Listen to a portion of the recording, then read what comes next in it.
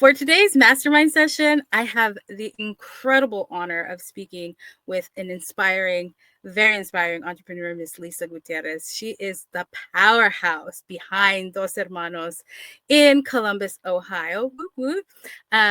From a from a borrowed food truck and $2,000 in savings, they have managed over 20 employees across 5 locations. Lisa has navigated the complex world of payroll. You all know last week we heard from our friends at ADP everything about payroll, but now we're going to dive into what it really means to have some of those challenges as you grow, not only on the payroll side, but also on the leadership and growth, and how Lisa has overcome some of that. Some of those challenges, not only with resilience, but with grace. And so today we'll explore, like I said, how she mastered payroll, and as her business scaled, what are some of those lessons learned? So you got the name, We you got the borrowed food truck. What happened next? We're on the side of the road, and we both kept one job because we didn't know if this would take off. So I worked in the morning with a lady named Dominga. Dominga was amazing. She taught me so much about food. She'd write these grocery lists of ingredients that I'd never even heard of. Carvesa, lengua, like tomatillos. And she'd send me to the markets and I would buy the food and she'd come back. I mean, she was an amazing, amazing cook. Amazing cook. And then we'd switch at 4:00. I would go to my night job and my husband would come and work in the truck with Dominga's son. And we did that for quite a while. And, you know, as we were thinking about payroll for this interview, I thought, gosh, in those days, there was no payroll. It was just, you know, here's cash at the end of the day or at the end of the week. Yeah. But with food trucks, I guess with food trucks, payroll is literally daily, right? Yeah. At that point in time, it was to keep it going. And, you know, we bring in a few $100s, Karina, and I would go to the market and spend almost all of it, We get more food for the day. And the way that we really paid Dominga and her son, George, was we on Saturdays would go to the larger restaurants and we would have tamales and Mexican hot chocolate. And we would sell to the people who are working in the restaurants. And then when we got enough money, we would take that money and then I would give it to Dominga. And that's how we paid her every week in the very, very early days. Wow. And where you kind of talked about how you first handled payroll when it was just the two of you or a few of you, right? And when we're thinking about what we don't know, what we don't know, right? When you started expanding and you went from one food truck, and then how did you make the next jump? So we went from one food truck to a small taco cart. Okay. And, you know, in the very beginning, I had a notebook. You know, it was, you know, I said I didn't have enough fingers and toes, Karina. You know, I'd be like, did you work Saturday? And was that 8 to 4 or 8 to 5? And, you know, I try and remember. And, you know, as more people came to help, and we went from being stationary on the side of the road to being a mobile food truck. So we were now going to different places every day, and maybe sometimes it was a festival, if you would. And I had to find a solution other than the notebook. I felt like, what if I lose this notebook? Right.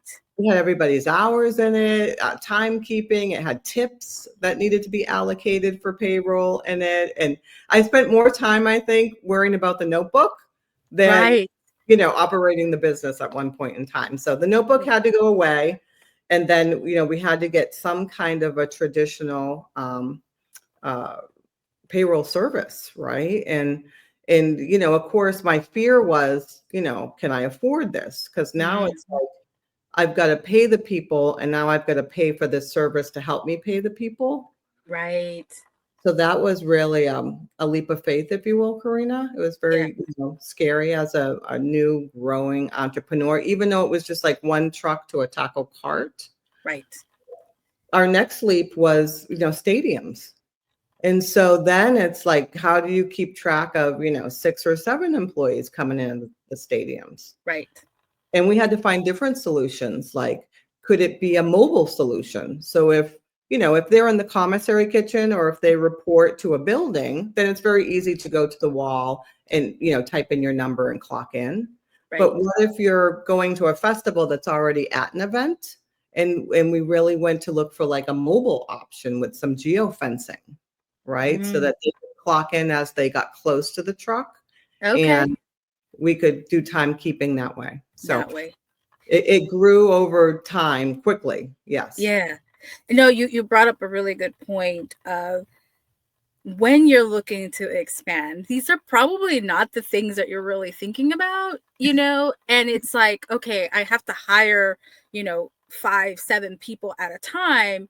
Okay, but the food truck uses, to clock in this, and, the commissary kitchen has their own system. And then, you have also parameters with corporate partners that they require certain, certain things and compliance and all this good stuff. So I love that you were able to, find ways to, and it could also be I don't know, you tell me, there could be an all side, a one size fits all model, but I think you really mastered, learning the different types of systems that you would need in place.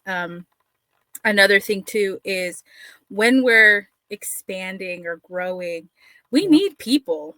Yes. Smarter than us. Absolutely. Right? Or even people, there was a saying is, in order to grow, you have to take action, right? Yeah. And in taking action, it means hiring people or making the sacrifice to hire people or systems to be able to grow, right? How long did it take you to manually enter tips and figure out schedules and all that stuff? How much is your time, right? To do something that might be strategic for the business or in operations or streamlining, things that really can affect profit, right? Right. And then you don't have to worry about losing that notebook, right? Yes. It's all in the system. It's all in the system. It's all in the system. Trust the process, trust the systems. So now that you're, over those 20 employees across multiple locations, talk to us about, I know you talked about the systems that you use, but which ones did you find the most helpful in managing, that payroll more efficiently and accurately? For me, I love the timekeeping solution that's integrated with the payroll. So it's, very all in one. Or maybe it's a POS system that helps keep track of the tips, because that is very time consuming. And then if you, can't see where people are and what they participated in, and maybe you allocate those tips to someone else, I mean, that, really disappoints the employee that's worked all week, or in this case, 2 weeks, and is expecting, that certain amount of gratuities, and now you've given it to someone else, and now you've got to give it back to the original employee, but you can't take it from the one that you made the mistake with. So it ends up costing your business, Karina. It ends up costing you more. Yes, and we don't like that. We like to make money. So question, just full transparency, tell us what those systems are, because I know a lot of our audience is curious, like, what do you use? How do you use it? When did you use it? When did you start? Absolutely. Who's your sales rep? Yes.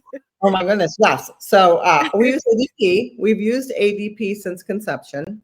For timekeeping, though, I use a free app for a lot of, I think you get free timekeeping up to 10 employees. I don't remember the name of it, but it was really helpful. It was very free. It was free. I gave them a 4-digit number. They would clock in on an iPad, and it would record their clock ins and clock outs. Nice. And, I would just manually enter those numbers into the ADP. But now that I found that ADP has a timekeeping system that's all inclusive, that is extremely helpful for us. And, as you grow, you need people to help keep track of these things, Karina. The managers in the different locations reconcile their employees' timekeeping and then enter their employees' tips. And then when I get it at the end of the 2 weeks, I, go through and I look at what people were scheduled. and then make sure that they clock in actually to what they were scheduled or something close. And if they're not there at all, I'm thinking, did they forget to clock in? Do we owe them for these hours? Did they not come in at all? Did they call off? And I have a helper that actually helps me reconcile those things. So it used to be all in here, and no one knew anything but me. And God forbid that I couldn't, get payroll done on the right day. But as you grow and scale your team and your operation, you look for these solutions, some of these integrations.